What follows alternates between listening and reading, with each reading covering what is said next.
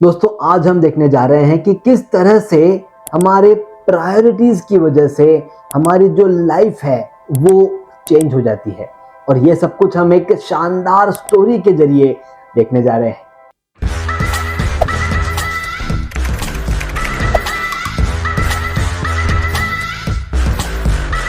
Hello दोस्तों, मैं आपका टाइम मैनेजमेंट लाइफ कोच अखिल बाहेती। और दोस्तों आज हम जिस टॉपिक पे बात कर रहे हैं वो टॉपिक है किस तरह से अपने प्रायोरिटीज के जरिए हमारी लाइफ को हम क्रिएट करते हैं। और ये सब कुछ बताने के लिए मैं एक स्टोरी आपके साथ शेयर करने वाला हूँ। किस तरह से उस स्टोरी में जो एक बाबा जी थे, चिदानंद बाबा, उन्होंने किस तरह से अपने विलेज में अपने लोगों के लाइफ को बदलने में उनकी मदद की। चलिए तैयार हो जाइए और जो चिदानंद बाबा है उनकी स्टोरी मैं आपके साथ शेयर करने जा रहा हूँ। जो चिदानंद बाबा थे वो बहुत ही होशियार, समझदार और जिसे हम कहते हैं कि एक कनेक्शन भगवान के साथ वो हमेशा मेंटेन रखते थे। तो उन्हें एक छोटे से लड़की ने एक सवाल पूछा कि कैसे मालूम चले कि एक्चुअल में कौन सी चीज़ है जो लाइफ में मैटर करती है। हमारे सामने तो बहुत सारे ऑप्शंस हैं, ये करो, ऐसा करो, वैसा करो, लेकिन कौन सी चीज़ लाइफ में ज़्यादा मैटर करती है ये आप हमें बताइए। क्योंकि मैं बहुत जल्द लाइफ के अगले फेज में जाने वाली हूँ। पढ़ाई पूरी हो चुकी है, अब कुछ ना कुछ बिजनेस करना है या कहीं और जॉब करना है, कहीं ना कहीं कुछ ऑप्शंस अब मैं ढूंढ रही हूँ। तो मैं चाहती हूँ कि आपके जरिए मुझे मालूम चले कि एक्चुअल लाइफ में क्या मैटर करता है। और जब ये सवाल पूछा गया तब वहाँ पर और भी गांव के लोग बैठे हुए थे। बाबा जी ने पूछा कि कितनों को लगता है कि उनको इसका जवाब पता है।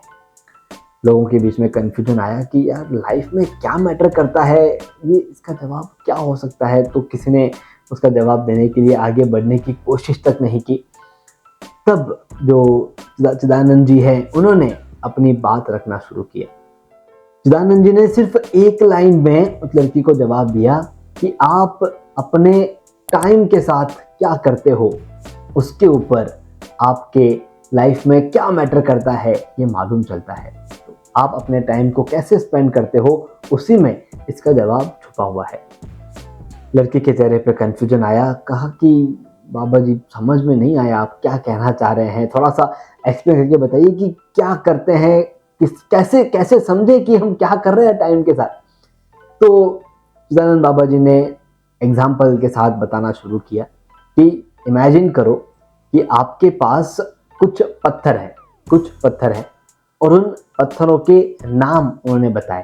कहा कि आपके पास 4 पत्थर हैं और उन 4 पत्थर में से एक पत्थर है फैमिली, एक पत्थर है काम, एक पत्थर है आपकी हेल्थ और एक पत्थर है आपकी हॉबीज। अब ये आपको डिसाइड करना है कि कौन से पत्थर का साइज कितना है। अब ये कैसे डिसाइड करेंगे? आपके पास 24 आवर्स है या पूरे हफ्ते के 168 घंटे हैं। आप ये डिसाइड करो कि इनमें से कौन से पत्थर को आप ज्यादा टाइम देते हो, आपके हॉबीज को, आपके हेल्थ को, आपके फैमिली को, आपके वर्क को। और जिसको जितना टाइम देते हो उतना उसका साइज है। तो जितना टाइम जिस पत्थर को आप ज्यादा दे रहे हो उतना बड़ा वो पत्थर है और जितना टाइम आप दूसरे दे रहे हो उसका उतना उसका साइज है। अब आपके पास एक जार है और उस जार में आपको इन पत्थरों को फिक्स करना है, लेकिन एक बार आपने उन पत्थरों को डालना शुरू कर दिया तो वापस उसको रीअरेंज करने का मौका नहीं मिलेगा। तो आपको सोच समझ के उन पत्थरों को वहां पर डालना है। दोस्तों जब इसके बारे में बातचीत चलनी शुरू हुई, हर एक जन अपने बारे में सोचने लगा कि हमारे लाइफ में कौन सा पत्थर है, हम अभी किस चीज़ को ज़्यादा टाइम दे रहे हैं, हम कहाँ पर काम कर रहे हैं।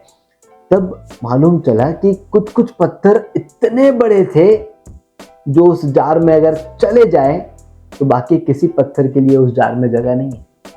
और कुछ कुछ पत्थर इतने छोटे थे कि वो जार में डालने के बाद भी कोई उन्हें देख नहीं पा रहा है। दोस्तों ये है हमारी लाइफ।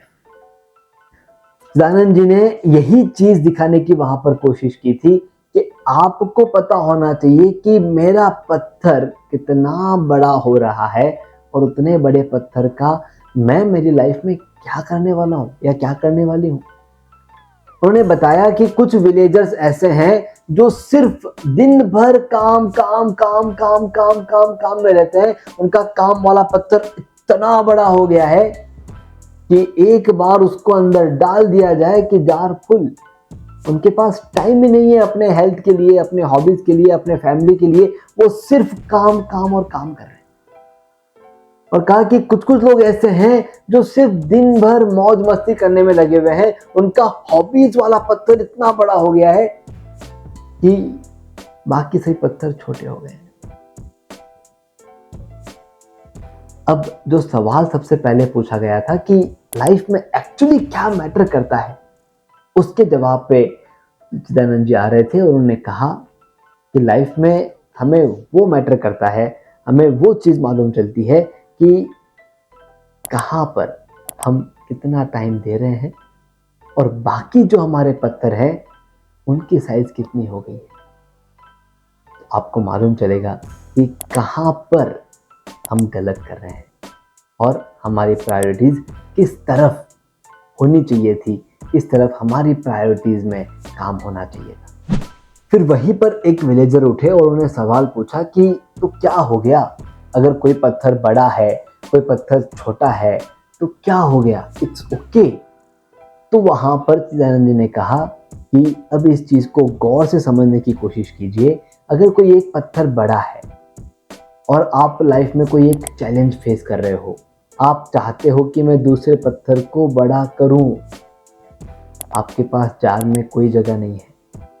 जार में उस एक बड़े पत्थर ने पूरे के पूरे लाइफ जार को कवर कर लिया है।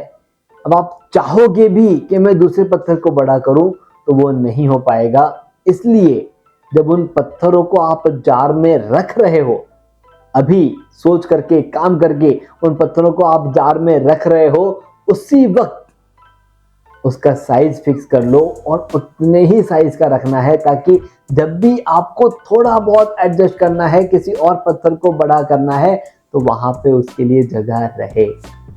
दोस्तों, ये है बैलेंसिंग ऑफ लाइफ। क्या मैटर करता है आपको लाइफ में? तो यही मैटर करता है कि हम हमारे पत्थरों को इतना बना करके रखें कि वो पत्थर जब भी हमें छोटे बड़े करने हो, हम कंफर्टेबली उन्हें कर पाए। तो दोस्तों, यहाँ पर इस स्टोरी से हमें क्या समझ में आया? हमें हमेशा बैलेंस रखना होगा। एक तरफ होना चाहिए हमारा वर्क, तो एक तरफ हमारी फैमिली। एक तरफ होना चाहिए हमारा रिस्पॉन्सिबिलिटी, एक तरफ हमारा पैशन।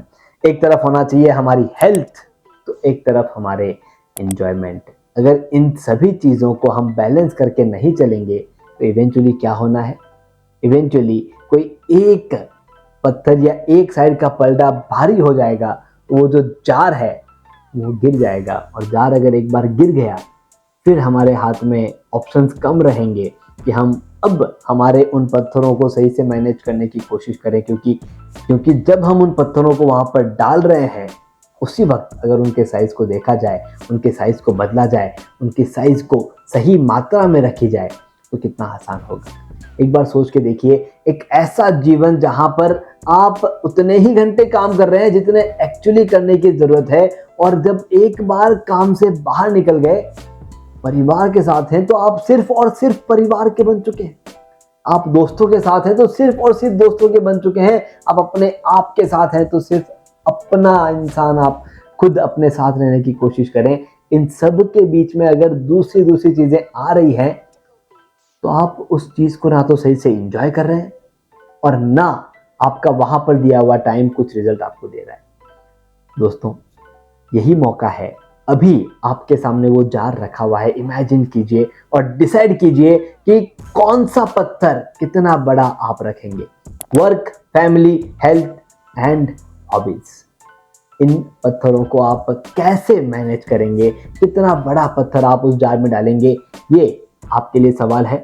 अगर उस जार की क्वांटिटी 100 है, तो आपके हिसाब से अभी कितने परसेंटेज कौन सा पत्थर अभी उसमें जा रहा है, आप डिसाइड कीजिए और रीअसेसमेंट करके अपने लाइफ को रिस्ट्रक्चर कीजिए और देखिए ये चारों पत्थर सही मात्रा में जाए, ताकि आप आपके लाइफ में वो एंजॉयमेंट, आप आपकी लाइफ में वो सक्सेस पा सकें जिनके आप हकदार हैं।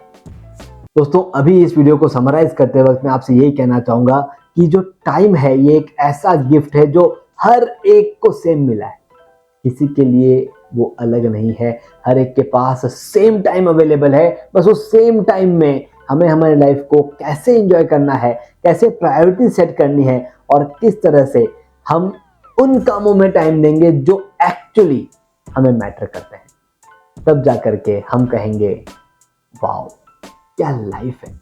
तो दोस्तों, अगर आप इस वर्ड को कहना चाहते हैं वाओ क्या लाइफ है, तो कमेंट बॉक्स में लिखें। ये आपका हमारे साथ अकाउंटेबिलिटी होगी कि इसके आगे आप लाइफ के हर मोमेंट को, हर पल को आप एंजॉय करेंगे। ये आपका हमारे साथ अकाउंटेबिलिटी होगा और उसके लिए आपको कमेंट बॉक्स में लिखना है वाओ क्या लाइफ है। ये आप जब लिखेंगे तब हम आपके साथ कनेक्ट हो जाएंगे। अगर आपको लगता है कि ये वीडियो एक बदलाव आपके लाइफ में लेके आएगा तो इसे लाइक जरूर करें। हमारे आने वाले वीडियोस को सुनने के लिए सब्सक्राइब करें और एक दोस्त के साथ, एक परिवार के मेंबर के साथ ये वीडियो जरूर शेयर करें। मैं आपका time management life coach Akhil Baheti, author of best selling book समय नहीं है